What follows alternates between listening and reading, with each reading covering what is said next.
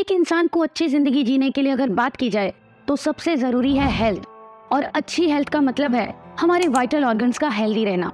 But ये कोई surprise की बात नहीं है कि दुनिया की सबसे पॉपुलेटेड कंट्रीज में से एक इंडिया में आज भी ऑलमोस्ट 300 मिलियन लोग पोवर्टी लाइन के नीचे रहते हैं और अपनी जिंदगी चलाने के लिए डेली वेजेस पे काम करते हैं, जो कि ईयर 2023 में सर्वाइवल के लिए ऑलमोस्ट इम्पॉसिबल है। इंडिया में साल 2022 में 1,60,000 ऑर्गन ट्रांसप्लांट के डिमांड को पूरा करने के लिए सिर्फ 15,000 डोनर अवेलेबल थे। और ये डिफरेंस देख के आप भी अंदाजा लगा सकते हैं कि ह्यूमन ऑर्गन्स को किसी भी इंसान की जिंदगी और मौत का डिफरेंस बना सकती है। इंडिया जैसी कंट्री में जहाँ इतनी ह्यूज पुअर पॉपुलेशन हो तो लो कॉस्ट ऑर्गन डोनर्स का मिलना कोई बड़ी बात नहीं है। और उसकी डिमांड पूरी करने के लिए एक बहुत बड़ा ब्लैक मार्केट का एग्जिस्ट करना भी कोई हैरानी की बात नहीं है। इस ऑर्गन डिमांड और सप्लाई के गेम का शिकार होते हैं जरूरतमंद गरीब इंसान, जिन्हें बहला फुसला कर इस काले व्यापार के व्यापारी लोगों की जिंदगी से खेलकर अपनी जेब भरते हैं। तो आइए हम इस वीडियो में आगे बढ़ते हैं और जानने की कोशिश करते हैं कि इंडिया में इस इलीगल मार्केट का क्या रोल है और कौन कौन इसका शिकार है और इसके साथ कौन से दूसरे देश इस ऑर्गन के ट्रेड के बिजनेस में इन्वॉल्व हैं। शुरू करते हैं साल 2013 से, जब सीबीआई नेपाल से अमित कुमार नाम के शख्स को इंडिया एक्स्ट्राडाइट करके लाती है। ये नाम आप में से कुछ लोगों ने जरूर सुना होगा। अमित कुमार, जिसका असली नाम डॉक्टर संजय राउत है, डॉक्टर हॉरर के नाम से भी जाना जाता था। अमित कुमार गुड़गांव किडनी स्कैंडल का मास्टरमाइंड था, जो कि इंडिया की हिस्ट्री का सबसे बड़ा illegal organ transplant racket operate कर रहा था। अमित कुमार और उसका साथी उपेंद्र अग्रवाल और सरज कुमार इंटरनेशनल क्लाइंट्स को इंडिया में बुलाकर ऑपरेट करते थे और उनके वीजा को छोड़कर रहने खाने पीने तक का सारा पैकेज विथ ट्रांसप्लांट के तौर पे बेचते थे। साल 2008 में नेपाल में अरेस्ट होने से पहले ये लोग करीब 500-600 इलीगल किडनी ट्रांसप्लांट परफॉर्म कर चुके थे। अमित कुमार, जो कि उस वक्त कनाडा का परमानेंट रेजिडेंट था, कनाडा से इंडिया सिर्फ किडनी ट्रांसप्लांट सर्जरी करने आता था और इंडिया के साथ नेपाल में भी सर्जरीज करता था। गुड़गांव किडनी स्कैंडल हो या अपोलो किडनी केस हो, जिसमें टी राजकुमार राव दिल्ली के अपोलो हॉस्पिटल के एम्प्लॉइज की मदद से फेक डॉक्यूमेंट्स बनाता था और डोनर और रिसीवर के रिलेशन को प्रूफ करके लेबर्स, बेगर्स, टैक्सी ड्राइवर्स को बहुत थोड़े पैसे देकर लाखों में उनकी किडनी ट्रांसप्लांट करने का बिजनेस चला रहा था। Why it still exist? Illegal organ market India में इतने लंबे वक्त से एग्जिस्ट करने का एक सबसे बड़ा रीजन है पॉवर्टी। इस इलीगल ऑर्गन ट्रांसप्लांट की प्रैक्टिस का आज तक जितने भी लोग शिकार हुए हैं, उन सबको पैसे की सख्त जरूरत थी, चाहे वो एग्जिस्टिंग डेट हो या लोन हो, शादी या फिर बड़े शहर में धोखे से नौकरी के लिए बुलाकर और बेहोश करके किडनी का निकाल लेना हो। एक ही कॉमन रीजन है, एक गरीब इंसान जिसको पैसों की जरूरत है और दूसरी साइड एक शख्स जो किडनी डिजीज की आखिरी स्टेज पे है और कोई दवाई या डायलिसिस उसे बेहतर नहीं कर सकती, और इसी वजह से वो लोग लाखों में पैसे देने के लिए तैयार हैं। दूसरा सबसे बड़ा रीजन है एक्चुअल डिमांड को पूरा कर पाना। Directorate general of health service का डेटा शो करता है कि इंडिया में हर साल करीब 1,80,000 किडनी ट्रांसप्लांट की जरूरत होती है। ऐसा ट्रांसप्लांट सिर्फ 6,000 पेशेंट्स को ही मिल पाया, जो कि एक बहुत बड़ा डिफरेंस क्रिएट कर देता है और इलीगल ट्रांसप्लांट जैसे क्राइम को बंद होने से रोकता है। इंडिया में इलीगल ऑर्गन रैकेट्स के पकड़े जाने की खबर हर साल आती ही रहती है और इन सभी रैकेट्स के ऑपरेशन स्टाइल लगभग सेम है। इन्फ्लुएंशियल प्रोफेशनल्स जिन पर हमें भरोसा करना सिखाया जाता है, जैसे doctors, nurses, politicians, even local police तक को इन्वॉल्व किया जाता है। इसी रीजन के कारण आज भी कितने ऐसे क्रिमिनल्स इंडिया के छोटे से बड़े शहरों में ऑपरेट कर रहे हैं और जो कि इंडिया को इंटरनेशनल ऑर्गन ट्रैफिकिंग में एक बहुत बड़ा एक्सपोर्टर बना देती है।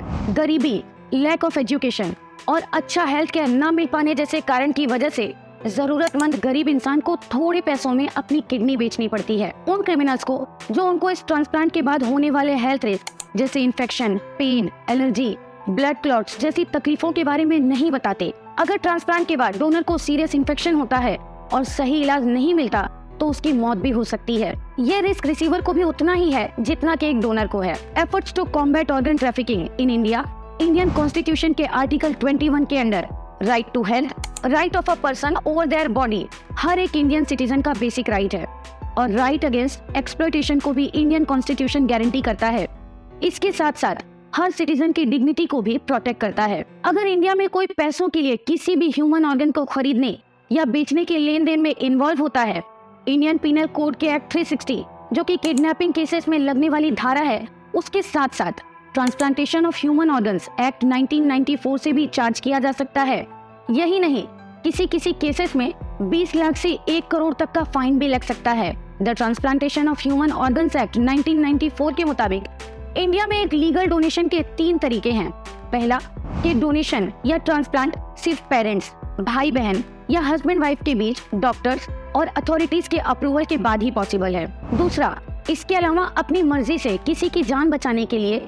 या तीसरा, स्वैप डोनेशन, जो कि किसी 2 इंसानों के बीच एक दूसरे की भलाई के लिए ऑर्गन डोनेशन के अकॉर्डिंग और डॉक्टर्स के लीगल अप्रूवल के बाद ही परफॉर्म किया जा सकता है। ब्लैक मार्केट अपने बिजनेस को चलाने के लिए दूसरे तरीके को एक्सप्लॉइट करती है।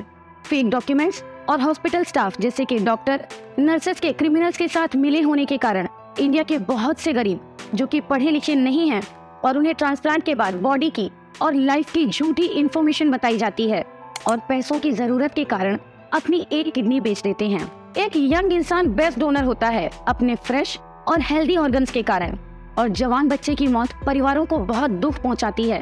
बट इलीगल मार्केट अनपढ़ और गरीब जवान लोगों को टारगेट करती है और बहुत से लोग ट्रांसप्लांट के बाद रिकवर नहीं कर पाते और पूरी जिंदगी पेन, एलर्जी और वीकनेस से जूझते हुए काटते हैं।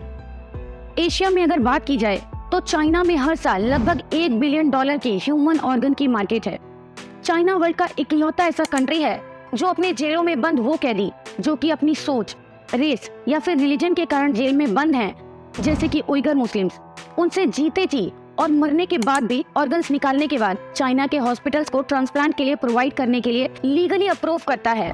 फोर्स्ड ऑर्गन हार्वेस्टेशन चाइना में पिछले बहुत सालों से चली आ रही है और बहुत से ह्यूमन राइट ऑर्गेनाइजेशंस इस मुद्दे को इंटरनेशनल स्टेज पे उठाते भी हैं।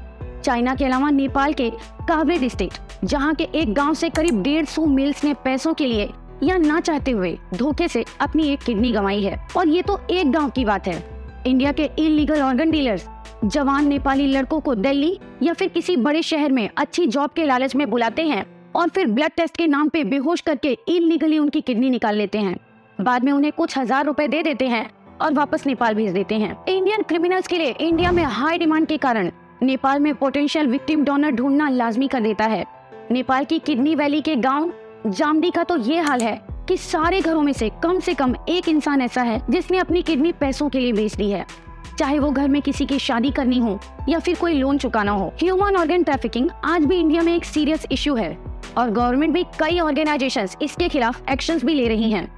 सही इंफॉर्मेशन इन क्राइम से रिलेटेड लोगों तक पहुंचाना बहुत ही जरूरी है ताकि लोग इस इलीगल मार्केट से लड़ सकें और कोई भी मासूम इंसान की जान ना जाए, क्योंकि एंड में एक क्रिमिनल इस ट्रांसप्लांट से सबसे ज्यादा फायदा उठाता है। लाखों में पेशेंट्स को बेचकर क्रिमिनल्स अक्सर अपनी किसी पुराने साथी या विक्टिम के रिलेटिव के पुलिस को इन्फॉर्मेशन देने पर पकड़े जाते हैं और थोड़े टाइम में जेल में रहकर बेल पे बाहर आ जाते हैं और फिर से इलीगल ट्रांसप्लांट्स की मार्केट में अपना बिजनेस चलाते हैं।